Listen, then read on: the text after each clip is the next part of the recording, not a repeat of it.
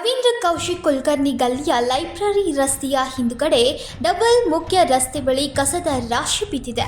ಮಹಾನಗರ ಪಾಲಿಕೆ ಇಲ್ಲಿ ಕಸದ ಡಬ್ಬಗಳನ್ನು ಇಟ್ಟಿದ್ರೂ ಜನರು ಅದನ್ನ ಬಳಕೆ ಮಾಡ್ತಾ ಇಲ್ಲ.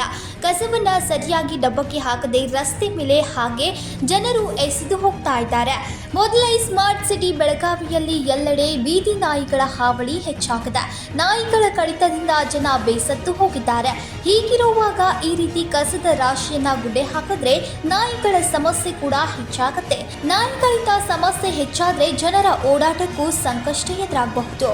ಬೆಳಗಾವಿಯಲ್ಲಿ 40 ರಿಂದ 50 ಮಹಾನಗರ ಪಾಲಿಕೆಯ ಕಸದ ಗಾಡಿಗಳು ಇವೆ. ಇವು ನಗರದ ಎಲ್ಲ ಕಡೆಯೂ ಹೋಗುತ್ತಾ ಅನ್ನೋ ಪ್ರಶ್ನೆ ಮೂಡಿದೆ. ಅದಲ್ಲದೆ ಇಲ್ಲಿ ಒಳಚರಂಡಿಯ ಸ್ಲ್ಯಾಬ್ ಕೂಡ ಒಡೆದು ಹಾಗೆ ಬಿದ್ದಿದೆ. ಇಲ್ಲಿ ಸೂಚನಾ ಫಲಕವನ್ನ ಹಾಕಿಲ್ಲ. ಹೀಗೆ ಬಿಟ್ಟರೆ ಇಲ್ಲಿ ಜೀವಹಾನಿ ಆಗೋ ಸಂಭವ ಇದೆ.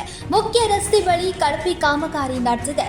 ಇಲ್ಲಿ ಇನ್ನಾದರೂ ಸಂಬಂಧಪಟ್ಟ ಅಧಿಕಾರಿಗಳು ಹಾಗೂ ಮಹಾನಗರ ಪಾಲಿಕೆ ಇತ್ತ ಗಮನ ಹರಿಸಿ ಇಲ್ಲಿ ದೊಡ್ಡ ಕಸದ ಡಬ್ಬಗಳನ್ನ ಇಟ್ಟು ಕ್ರಮವನ್ನ ಕೈಗೊಳ್ಳುತ್ತಾ ಕಾದು ನೋಡಬೇಕಿದೆ.